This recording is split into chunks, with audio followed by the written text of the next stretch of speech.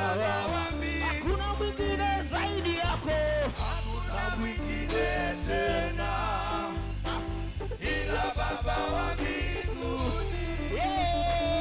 Hakuna mwingine tena ila Baba wa mbinguni. Hakuna mwingine, hakuna mwingine tena ila Baba wa mbinguni. Hakuna mwingine tena ila Baba wa mbinguni. Ni nani kama wewe Yesu? Ni kama wewe. Ni nani, ni nani, ni nani, ni nani, nani kama wewe? Kama wewe Yesu, nani kama wewe? Ni nani, ni nani kama wewe? Nani kama wewe? Ni nani kama wewe Yesu? Nani kama wewe? Ni nani kama wewe Yesu? Nani kama wewe? Nasema hakuna, hakuna mwingine kama wewe Bwana. Hakuna mwingine kama wewe Bwana. Useme hakuna, hakuna mwingine kama wewe Bwana. Hakuna mwingine kama wewe Bwana. Ni jambo lipilo yeye asilo liweza, kwani ni jambo lipilo yeye asilo liweza, kwani ni jambo gani? Ni jambo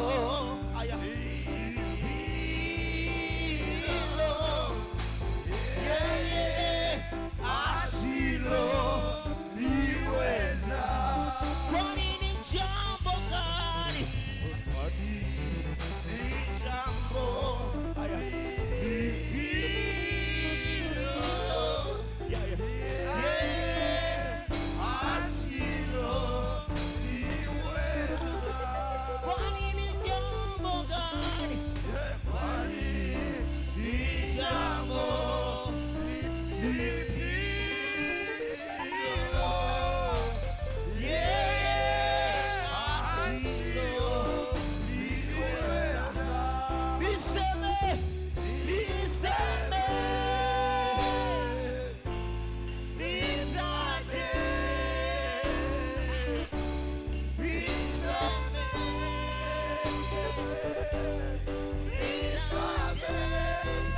kwani ni jambo gani?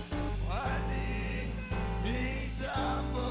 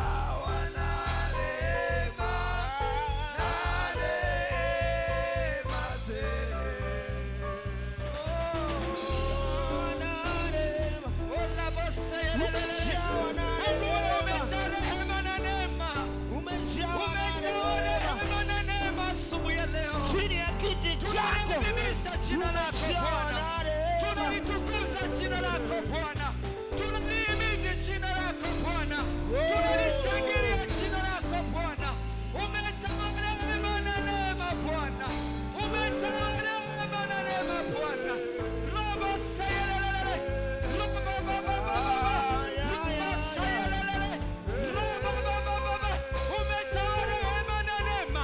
Robo sayelele, robo sayara baba baba, robo baba baba,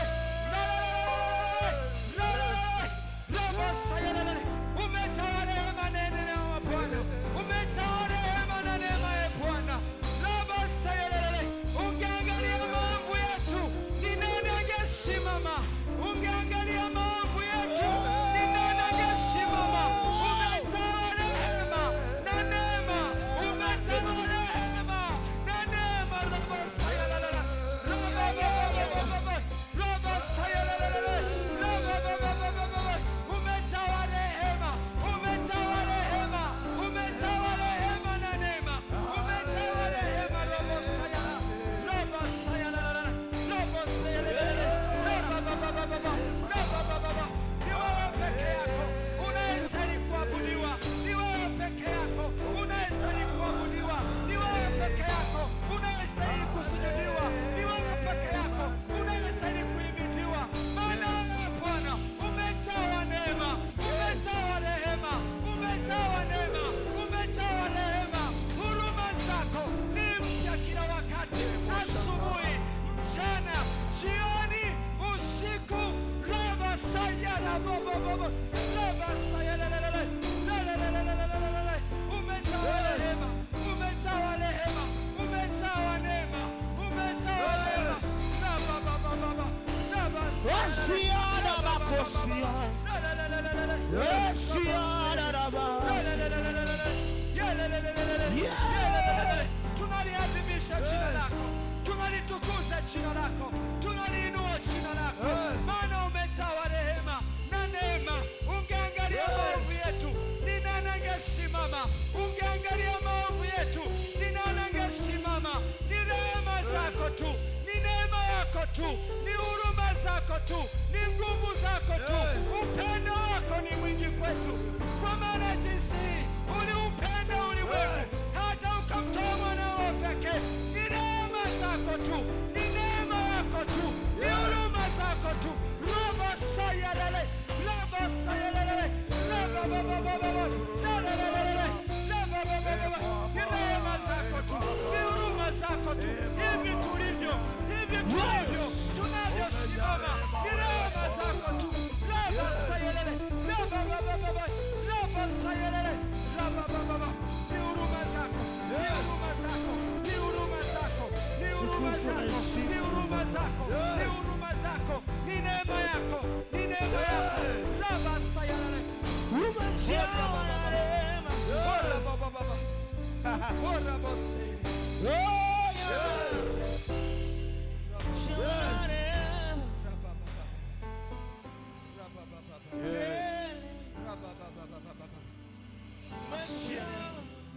Ni asubuhi njema tena, tumeiona tena asubuhi ya leo, asubuhi ya ajabu, asubuhi ya matendo makuu, asubuhi iliyobeba hatima yetu, asubuhi iliyobeba majibu yetu, asubuhi iliyobeba hatima yetu. Rabo seyelele, robo baba baba baba, rabo seyelele, robo bobo bobo, rabo seyelele.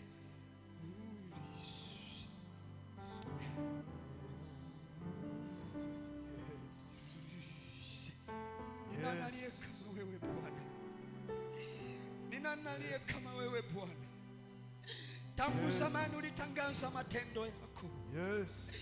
Ulitangaza matendo yako Bwana. Yes. Oraboseyelele. Tumekuja mbele zako tena asubuhi ya leo. Tumesogea kitini pako tena asubuhi ya leo. Nuru yako Bwana ituangazie tena. Raboseyelele. Oris. Oris. Oris. Oh, Rabosey. Nione uso wako, nikuabudu.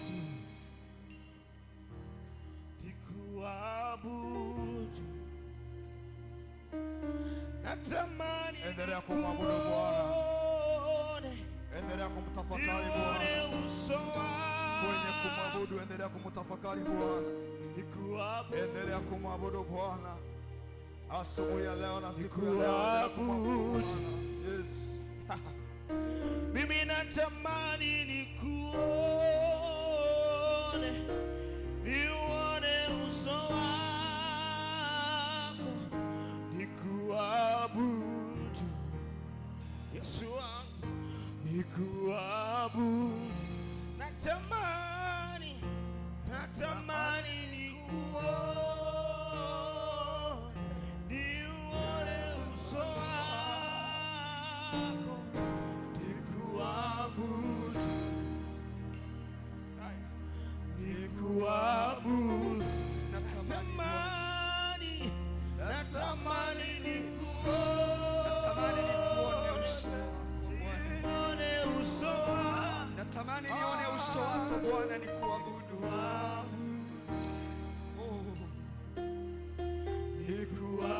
Natamani nione uso wako. Natamani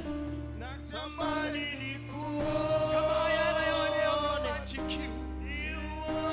Na mimi natamani nione uso wako Bwana, nikuabudu wewe.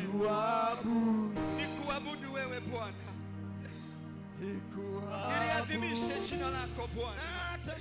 Nilitukuze jina lako Bwana.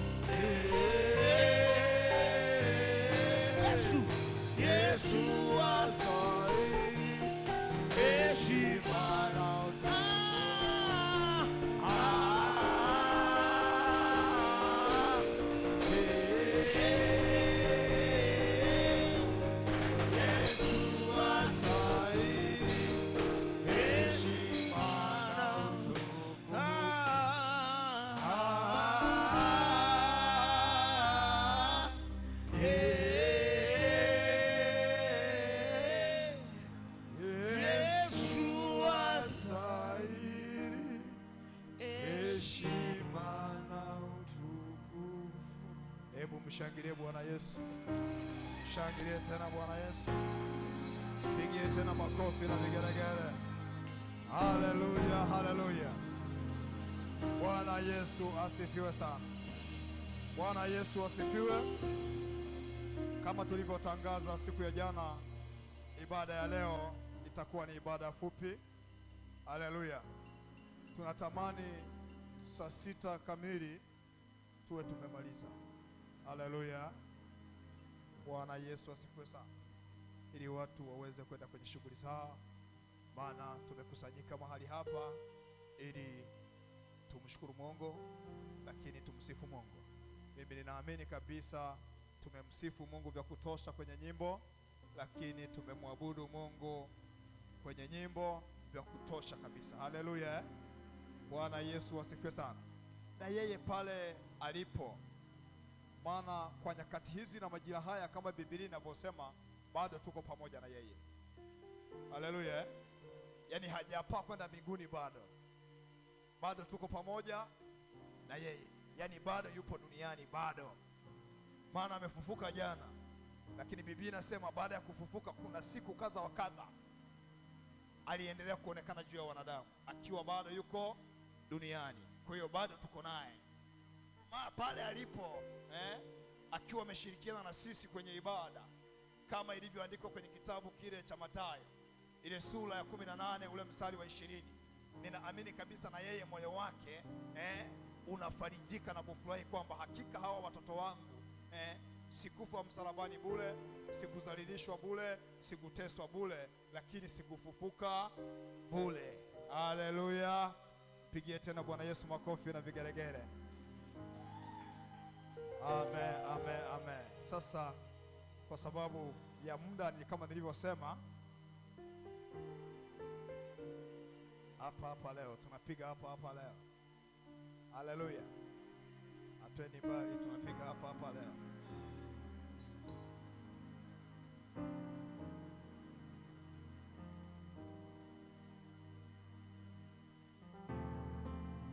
Wimbo mmoja kwa ajili ya neno la Mungu, wimbo wa kuabudu.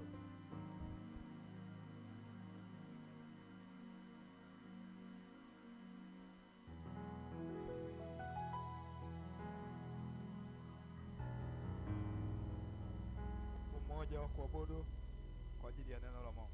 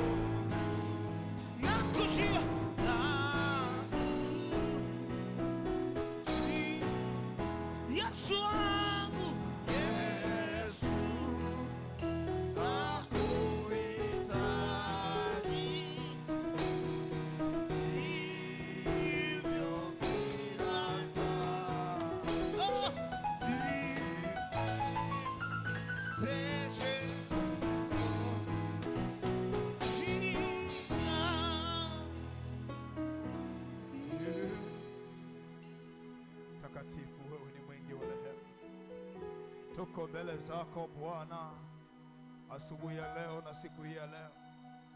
siku ambayo imejaa utukufu wako, siku ambayo imejaa neema yako, siku ambayo imejaa baraka zako, siku ambayo imejaa sifa zako.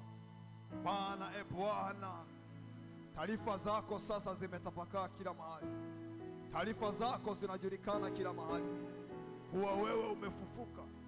Hata wale ambao hawakuamini wameanza kuamini, kwa sababu kila mtaa wanajua, kila eneo wanajua, kila kata wanajua, kila wilaya wanajua, kila mkoa wanajua, mataifa na mataifa wanajua, makabila na makabila wanajua kuwa wewe Yesu umefufuka.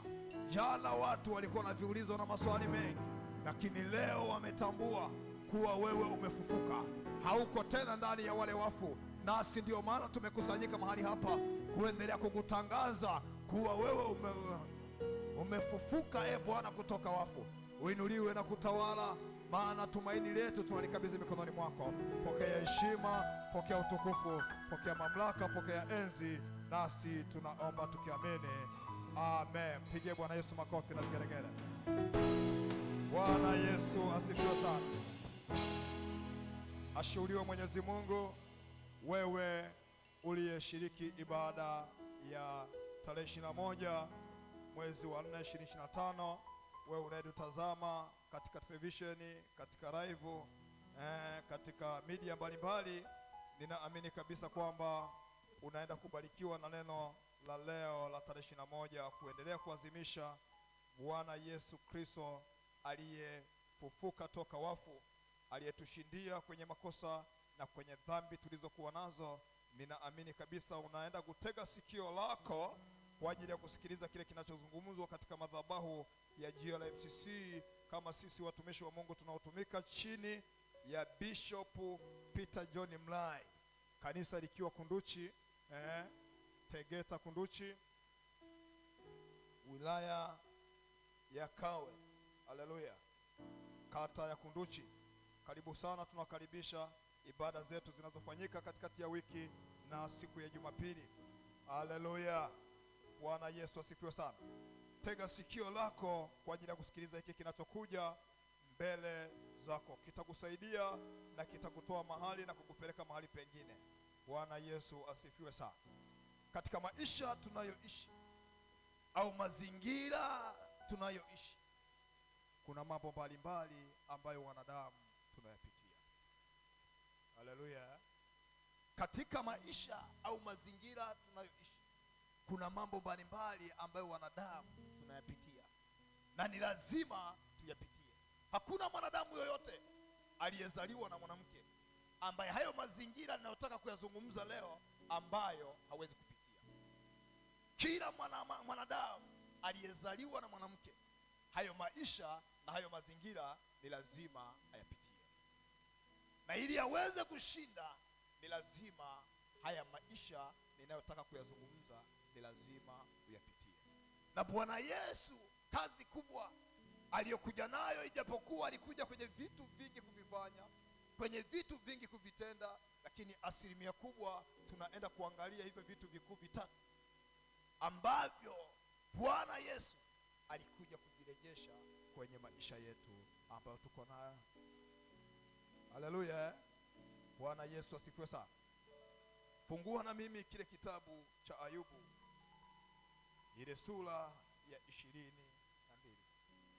Tanzia ule mstari wa 27 hadi ule mstari wa 30. Haleluya. Tege sikio kwa ajili ya kulisikiliza hili neno la Bwana. Tusimame kwa kumheshimu Mungu.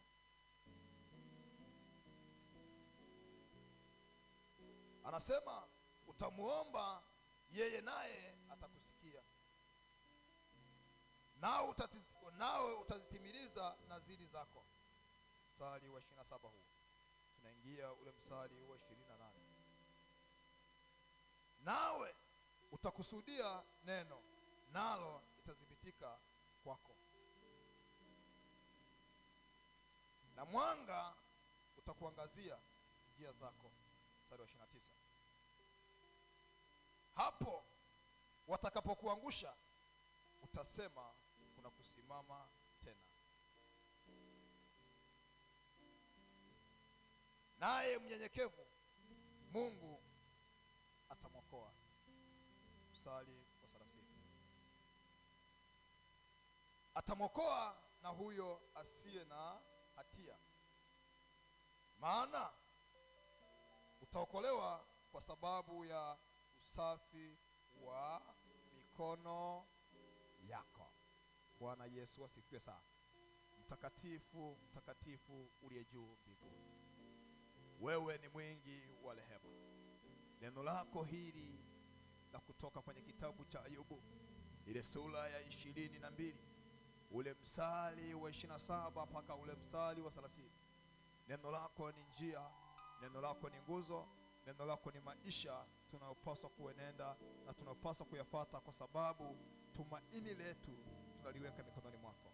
Pokea heshima, pokea utukufu, pokea mamlaka, pokea enzi, nasi tunaomba tukiamini katika jina lako Yesu Kristo wa Nazareti. Amina. Bwana Yesu asifiwe sana. Nimezungumza mwanzoni, katika maisha tunayoishi ni lazima mwanadamu ayapitie haya ninayoenda kuyazungumza. Jambo la kwanza ambayo mwanadamu inatakiwa ayapitie, jambo la kwanza ni mateso. Jambo la kwanza ni nini? Ni mateso. Lakini pia jambo la pili ni aibu. Jambo la pili ni aibu. Jambo la tatu ni heshima.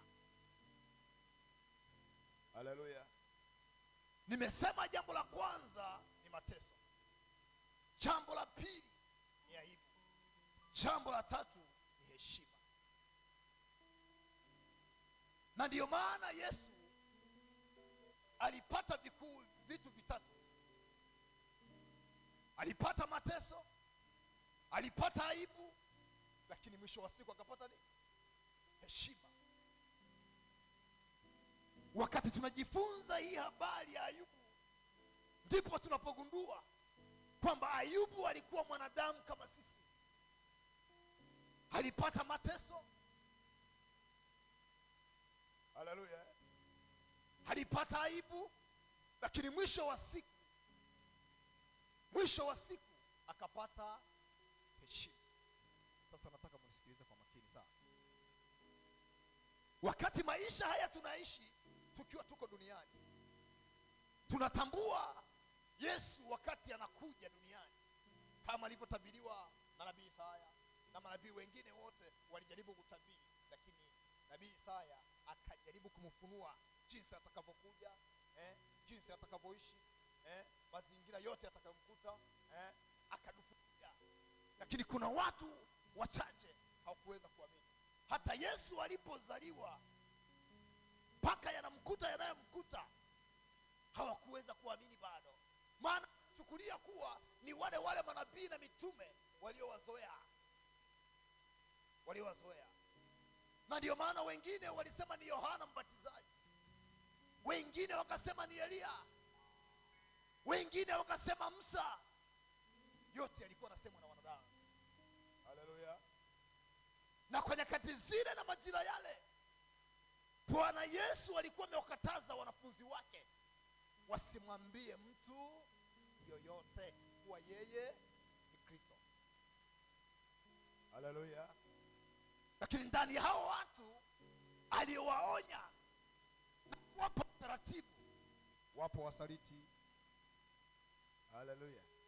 Wapo pamoja na siri yenu, lakini wapo wasaliti wanaoweza kuichukua ile siri wakaipeleka kwa jirani, wakaipeleka kwa rafiki, wakaipeleka kwa ndugu. Haleluya. Lakini tunaona sasa Bwana Yesu kusulubiwa kwake, kuteswa kwake, katika maisha ya mwili wa Bwana Yesu aliyokuwa nao, alijeruhiwa sehemu nyingi, na sikutaka kuzungumzia hizo sehemu zote ambazo Bwana Yesu alisulubiwa au aliumizwa. Haleluya. Maana tunaona aliumizwa miguuni, aliumizwa mikononi, aliumizwa ubavuni, aliumizwa mgongoni, aliumizwa kichwani. Na kila sehemu ambako Bwana Yesu aliumizwa pana maana yake juu ya mwili wa mwanadamu. Lakini mimi nataka kuzungumzia hivi vitu vitatu ambavyo asilimia kubwa sana Bwana Yesu aliviona kuwa mwanadamu anatendwa na kutekwa na haya mambo makubwa tatu. Katika maisha tunayoishi hatunaga subira. Nayo subira yavuta nini? Heri. Haleluya. Tungekuwa na subira juu ya maisha tunayoishi, tusingekuwa watu wa kulalamika.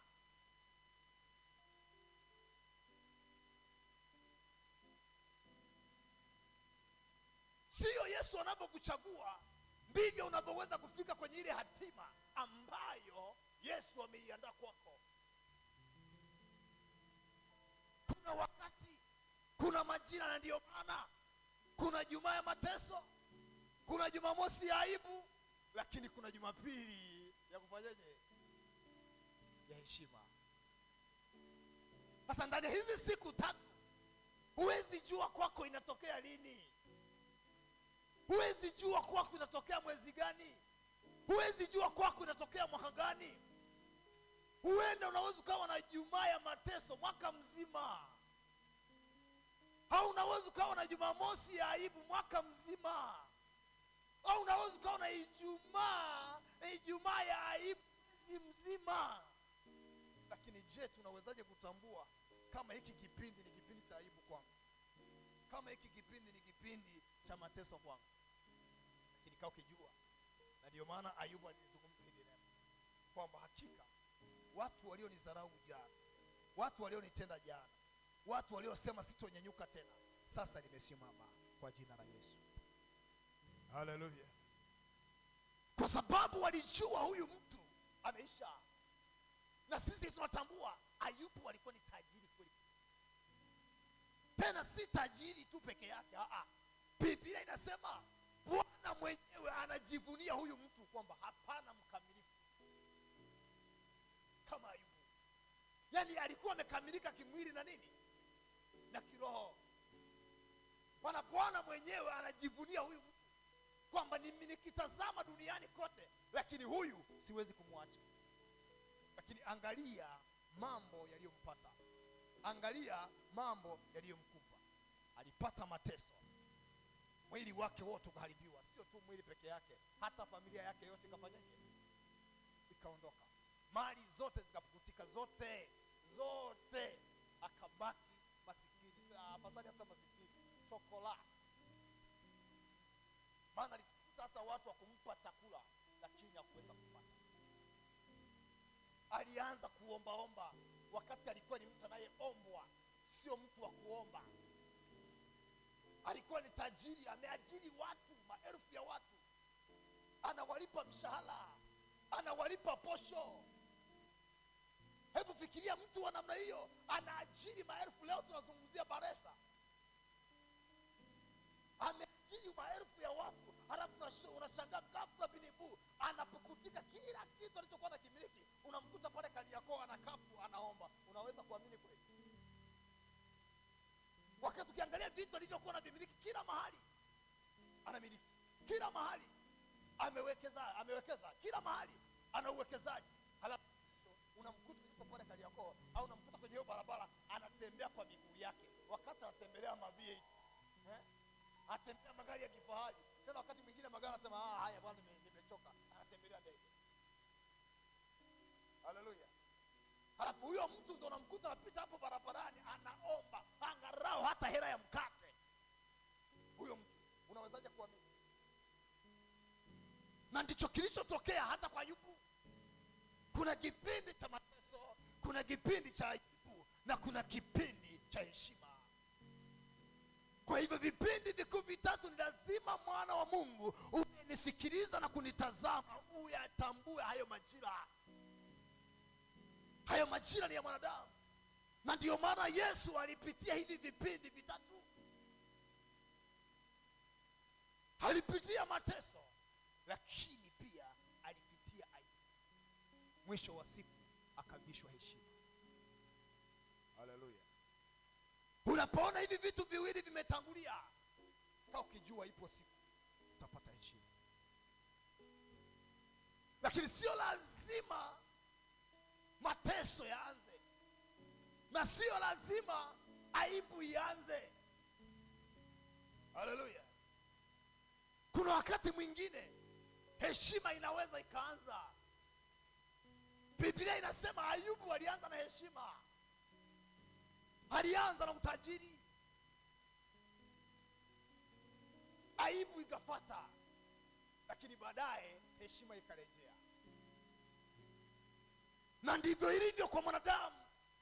Wakati Mungu anamuumba mwanadamu, alianza na heshima. Mwanadamu alikuwa na heshima. Kwenye bustani ya Edeni aliwekwa na heshima. Aliwekwa na heshima. Aliweka ili vitawale vyote, kwamba kila kilichokuwa duniani kilikuwa chini ya huyu mwanadamu. Ilikuwa ni heshima. Na ndiyo maana baada ya huyu mwanadamu kuasi na kwenda kinyume na kusudi la Mungu, jambo la kwanza, aliingiwa na mateso. Jambo la pili, akaingiwa na aibu. Lakini Biblia inaendelea kusema, kwa maana jinsi hii Mungu aliupenda ulimwengu hata akamtoa mwanae wa pekee, ili kila amwaminie asipotee, bali awe na uzima wa milele. Angalia Bwana jinsi alivyoendelea kupenda ulimwengu na watu wake. Angalia Bwana jinsi alivyoendelea kuheshimu ulimwengu na watu wake. Akaona kwamba hapana, nisingeweza kupenda mwanadamu yoyote niliyemuumba kwa mfano wangu mwenyewe apotee. Unajua, ngoja nikwambie kitu. Kuasi kwa mwanadamu si makosa yake. Unaweza ukauliza kwa nini? Mwanadamu ameletewa kuasi. Haleluya. Na ndiyo maana Mungu aliendelea kumpenda mwanadamu, akaendelea kumpa thamani yake, kwa sababu tunaona mtu aliyeasi ni mtu aliyemheshimu sana Mungu, ni mtu aliyempenda sana Mungu, ni mtu aliyempa nafasi katika kiti cha enzi, ni mtu aliyekuwa anaburudisha wazee 24, makerubi, masarafi, na yeye mwenyewe akikaa kwenye kiti cha enzi akifurahi na kutikisa kichwa cha namna hii kwamba huyu mtu hakika anafaa. Ni mtu aliyekuwa na kitengo kizuri sana mbinguni. Huyo ndiye aliyeasi. Nyakati zile tunazungumza, alikuwa ni malaika. Alikuwa ni malaika mtakatifu, malaika mzuri sana aliyependwa na Mungu. Bwana Yesu asifiwe sana. Alipewa kitengo cha sifa na maabudu. Akisimama hapo na kuambia, viti vyenyewe, miti hii unaoiona hiyo inatikisa vichwa, inatikisa matawi, inacheza. Ndege na wanyama wanarukaruka namna hii. Huyo ni huyo malaika aliyeasi. Lakini alipokosa uhalali kula mbinguni, Biblia inasema akawa amekosa nafasi ya kula mbinguni. Akatupwa wapi? Duniani. Lakini wakati anatupwa duniani, akawakuta wanadamu wanatawala, akawakuta wanadamu wanamiliki. Sasa kaanza kujihoji na kujiuliza, mimi nitatawala wapi? Ndipo alipoanza kuwashawishi wanadamu. Haleluya. Na wanadamu hawa alioanza kuwashawishi, aliangalia ni wakina nani ambao wanaweza kashawishika kirahisi. Akasema yule mama yule ninajua anatambua sisi malaika marafiki zake. Kwa nikimwendea nikamwambia chochote, na atajigundua kwamba nimeagizwa na nani? Na Mungu. Kama ilivyokuwa kwa Mariamu wakati malaika Gabrieli anamtokea kwamba utapokea mimba kwa uwezo wa Roho Mtakatifu. Akaanza kujiuliza maswali, yanawezekanaje haya? Haleluya. Kwa hata huyu alijua kabisa kwamba ameagizwa na nani? Na Mungu. Kwa wakati mwingine tunaweza tukaangalia katika sura nyingine kwamba wakati anaambiwa ule ujumbe, huenda hata moyoni mwake asingesita kukataa. Akaenda akafanya kama alivyoambiwa na alivyoelekezwa. Na mwisho wa siku, kwa sababu huyu mwanadamu alikuwa na upendo, walikuwa na share chakula hata kama kilikuwa kidogo. Akasema siwezi kula peke yangu, nina mwenzangu ambaye yuko pale, ni lazima nikampe na yeye afanyeje? Ale. Biblia inasema alipopeleka ile tunda alilokuwa amelichuma akampa na mwenzake akala, ghafla binivu wakajikuta wote wamebadilika, wakajikuta wote wanakufahamu. Haleluya. Wakati wameanza kujikuta wote wanaofahamu hafu wako uchi, wakaanza kupata aibu. Biblia inasema cha kwanza kilichowapata kilikuwa aibu. Kivipi? Mbona tuko hivi?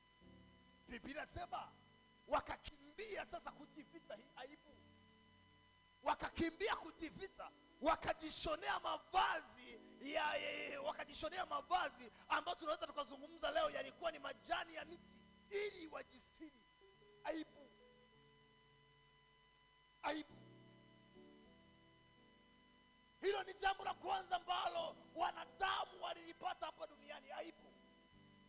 Lakini tunaona jambo la pili, wakati Bwana Yesu amekuja kwenye bustani ya Edeni, akaanza kumwita Adamu. Mwisho wa siku mateso. Haleluya. Kifo kikaanzia hapo, magonjwa yakaanzia hapo, laana zikaanzia hapo juu ya huyu mwanadamu. Akaweka adui baina ya huyu mwanadamu na hawa nyoka. Maana shetani alimtumia nyoka, yani alimuingia nyoka, nyoka kawa ni chanzo cha kuzungumza na yule mwanamke. Kwa tayari, kwa sababu nyoka naye aliruhusu, alifungua mlango akaingiwa na shetani, tayari naye akawa chanzo cha kulaniwa. Kumbe nyakati zile na majira yale, yule nyoka bwana hakuwa anatembelea tumbo, maana ile laana ilianzia pale. Utatembelea tumbo lako. Haleluya. Yale maneno yalianza pale, akawa anatembelea tumbo lake mpaka leo. Miguu ya nyoka ni tumbo. Bwana Yesu siku sana. Ila kuna nyoka wengine, kuna nyoka wengine wana miguu kama ile ya njogoo. Njogoo yule, si mnajua? Ukimuua ukiangalia huko chini unakuta kuna mguu fulani mdogo mdogo, lakini ambavyo hauwezi kumsaidia yeye kutembelea ule. Lazima tu kwa gharama yoyote na kwa sura yoyote lazima tembelee nini? Na ndio maana asilimia kubwa sana tumbo la nyoka lina magamba kuliko maelezo. Awe mdogo awe mkubwa, maana mahali kokote yanapita. Iwe ni kwenye jangwa anapita, iwe ni kwenye nyasi anapita, mahali kokote anafanya. Lazima tumbo likomae. Haleluya. Vivyo hivyo ambavyo Bwana alifanya. Lakini kwenye nyakati hizi na majira haya, Bwana akaendelea kumpenda huyu mwanadamu, maana alianza kufikiria na kuwaza kwamba hakika haya makosa sio ya mwanadamu. Unajua, wakati huyu shetani au huyu malaika anaasi, hawa wanadamu waliokuwa tayari wako duniani, hakuna ujumbe mpya walioupokea. Unajua, wakati mwanadamu analetwa duniani, anakabidhiwa bustani ya Edeni, shetani hakuwepo. Lazima mjue hivyo kwamba shetani hakuwepo nyakati hizo na majira hayo. Shetani tunayemzungumza leo alikuwa ni malaika. Kwa baada ya shetani huyu malaika kuasi, hawa wanadamu waliopewa miliki ya duniani hawakupewa ujumbe wowote. Na Na ndio maana ilikuwa ni rahisi sana kurubunika na kudanganyika na kuingia kwenye mateso. Wangepewa tahadhari, huenda wangekimbia. Haleluya. Lakini hakuna hata mahali walikojitetea. Zaidi ya Adamu, wakati anaulizwa na Mungu, anaanza kumlalamikia mama kwamba si huyu mwanamke uliyenipa, kaenda kachuma lile tunda ulionikataza tokea siku ya kwanza. Bwana Yesu asifiwe sana. Lakini Bwana alipoendelea kuangalia yale, akasema hapana, ni lazima sasa wawe wanafanya vitu wanavyovitaka. Taiweka sheria.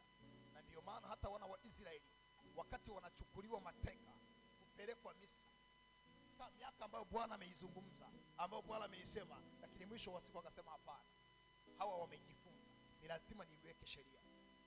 Hii sheria nitakayoiweka, yoyote atakayeenda kinyume na hii sheria, basi hukumu itakuwa halali yake. Ni sisi wanadamu tunaoishi juu ya anga ya ardhi hii.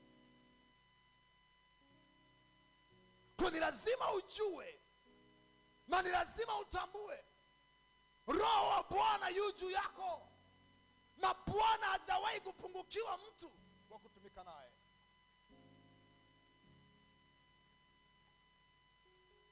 Ndio maana ukisoma kile kitabu cha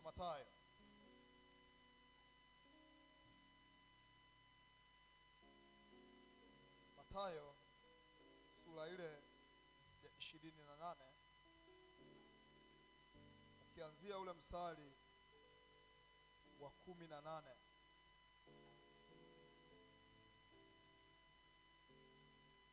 anasema Yesu akaja kwao, akasema nao, akawaambia, nimepewa mamlaka yote mbinguni na duniani. Huo ni mstari wa kwanza,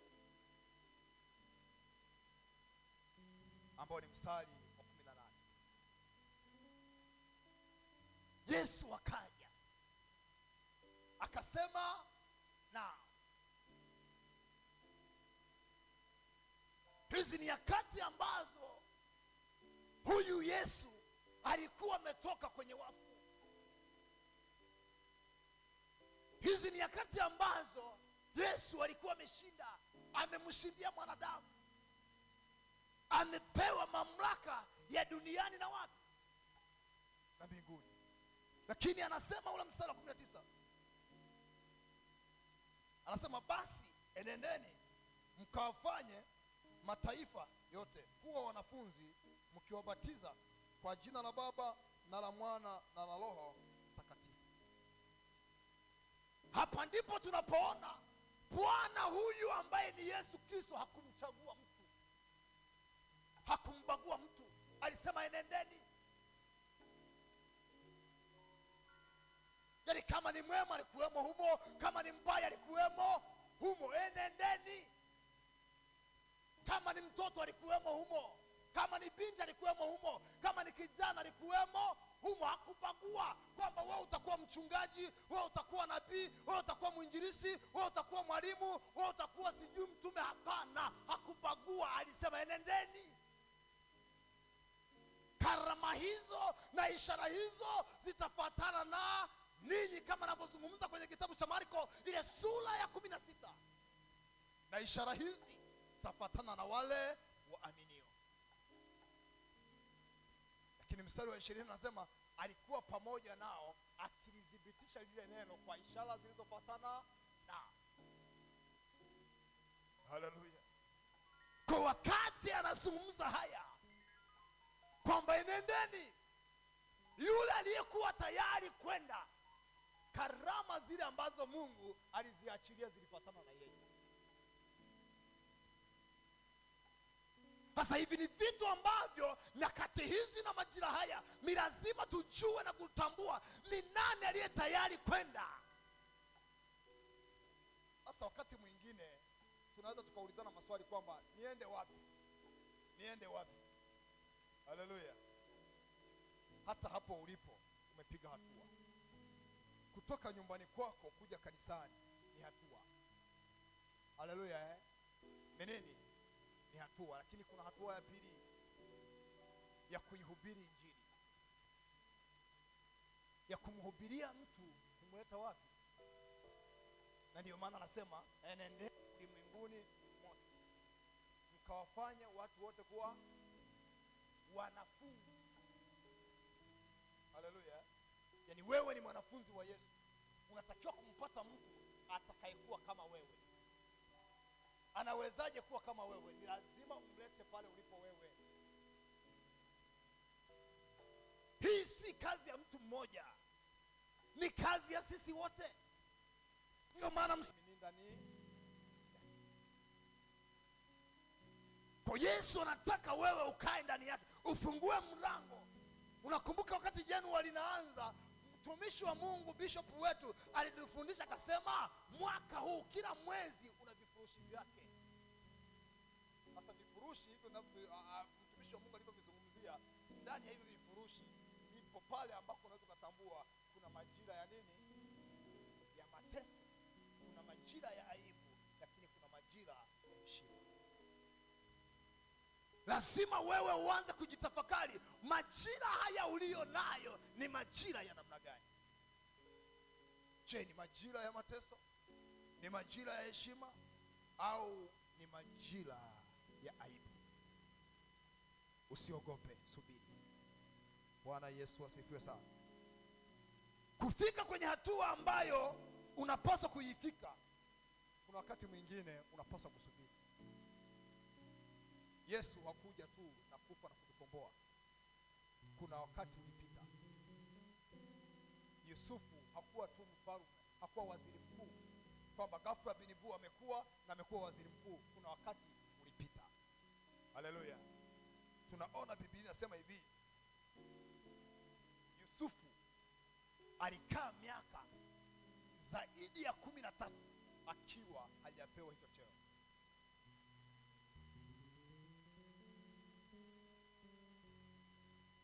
Anang'ang'ana ndani ya hii safari. Ndani ya hii safari kulikuwa kumejaa mateso, lakini kulikuwa kumejaa aibu. Na ninyi mnajua habari za Yusufu. Paka ndugu wenyewe wakataka kumuua. Lakini alipochukuliwa na watu wakamzingizia amebaka, kaweko gerezani huko, aibu. Lakini mwisho wa siku Bwana hakumwacha, akaendelea kumtetea. Siku ya heshima ilipofika, akatangazwa kuwa waziri. Hebu fikiria, mtu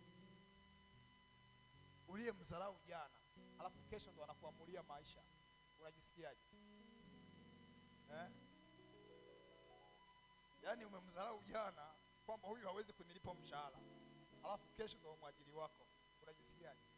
Hivi unaweza kuwa na ujasiri wa kwenda kusema Bwana naomba kazi, wakati jana ulimtenda mabaya mpaka alinusurika kufanyaje? Kufa. Na anajua kabisa ni wewe. Alafu kesho naenda na karatasi zako, Bwana naomba kazi. Sina kazi huko, nimefikika kweli kweli, na wiki nzima familia yangu haijala. Hata hela ya unga nikanunua hata robo ya unga niwapikie watoto wangu wale. Alafu anakutazama na anakuangalia kuanzia chini mpaka juu, anakushusha tena. Na wewe ukianza kukumbuka unaweza kukimbia spidi 100. Haleluya. Lakini angalia, si tu hivyo, tunatambua wakati Ibrahimu anaitwa na kapewa ahadi juu ya mke wake Sara, kuna wakati ulipita. Unaweza kumfikiria Bwana ni muongo. Unaweza kumfikiria Bwana ni muongo. Lakini Biblia inasema ilipita miaka 25 bila lile jambo alilomwambia kwamba mke wako Sara atapakata nini? Miaka 25. Sasa miaka miaka 25 sija mtu mzima. Yaani Bwana amekutokea leo anakuambia mke wako atapata mtoto, alafu unasubiri miaka 25. Hivi sio sema Bwana aliyesema na mimi haoni. Lakini majira yakifika, majira ya heshima yakifika, Mungu